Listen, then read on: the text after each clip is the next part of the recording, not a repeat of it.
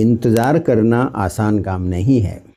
किसी डॉक्टर के waiting room के अंदर आपको बैठना पड़े, रेलवे के वेटिंग रूम में बैठना पड़े, आप रेस्टोरेंट में गए हो और खाना आपका जो आना है उसमें थोड़ा गैप हो जाए, या आप अकेले हो वहाँ पर, कोई इंटरव्यू में गए हो, किसी व्यक्ति से मिलने गए हो, कोई सरकारी अधिकारी से या किसी दूसरे व्यक्ति से जिससे आपका काम हो, और वहाँ आपको उनके ऑफिस के बाहर या उनके ड्राइंग रूम में लंबे टाइम तक वेट करना पड़े। ये बड़ा मुश्किल समय होता है और बहुत से लोगों को इसमें काफ़ी सिग्निफिकेंट अमाउंट ऑफ एंजाइटी होती है, बहुत घबराहट होती है, धक धक होने लग जाता है और ऐसे लगता है कि ये मैं घुटन सी हो रही है, यहाँ से मैं बाहर निकल जाऊँ। ऐसी फीलिंग बहुत लोगों में होती है। ये पार्ट ऑफ लाइफ है, लेकिन यदि ऐसा बार बार हमारे साथ होता है तो इसका हमारे जो जो मेंटल हेल्थ है उस पर भी असर पड़ता है और शरीर की हेल्थ पे भी इसका प्रभाव पड़ता है। तो इससे हमें कोप करना सीखना चाहिए। तो उसके कई तरीके होते हैं।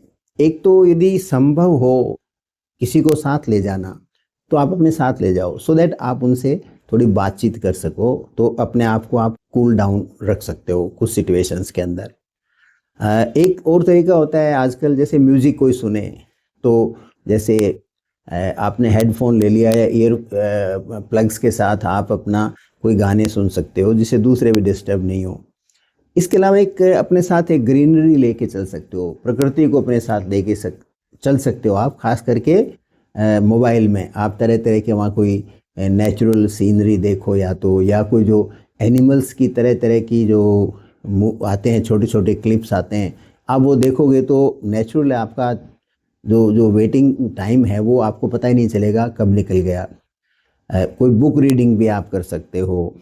और यदि आप में बात करने की थोड़ा उत्साह होता है तो आसपास जो कोई बैठा है उससे थोड़ा बहुत आप बात कीजिए। व्यक्तिगत बात मत कीजिए, जनरल टॉपिक पे आप बात कर सकते हो। लेकिन इंटरव्यू वगैरह में जाते हो तो वहाँ बात करना भी मुश्किल होता है, तो उसके अंदर आप म्यूज़िक या फिर अपने मोबाइल के अंदर तरह तरह की जो सीनरीज आप देखो या कोई एनिमल किंगडम की चीज़ देखो, तो उससे आपकी एंजाइटी सिग्निफिकेंटली कम हो सकती है।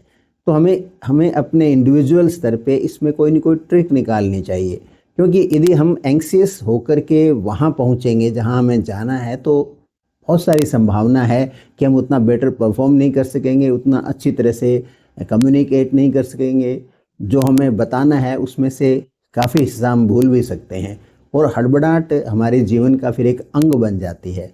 तो यदि हमें लाइफ को कंपोज करना है तो सबसे पहले हमें इंतज़ार करना सीखना चाहिए। कुछ लोग अपने ब्रीदिंग पे फोकस करते हैं, ये बहुत अच्छी टेक्निक है। वो जस्ट ब्रीदिंग कैसे हो रही है, जैसे मेडिटेशन में आप करते हो, तो उस पर भी फोकस करते हैं और उससे उनकी एंजाइटी सिग्निफिकेंटली कम हो जाती है। तो ये सब प्रयास है, हर एक का व्यक्तिगत प्रयास भी होता है। तो आपका क्या प्रयास है उसको ढूंढिए, और वेटिंग रूम एंजाइटी को कैजुअली मत लीजिए, क्योंकि यदि ये बार बार होती है तो आपके व्यक्तित्व के ऊपर इसका नकारात्मक प्रभाव लंबे समय में ज़रूर पड़ता है।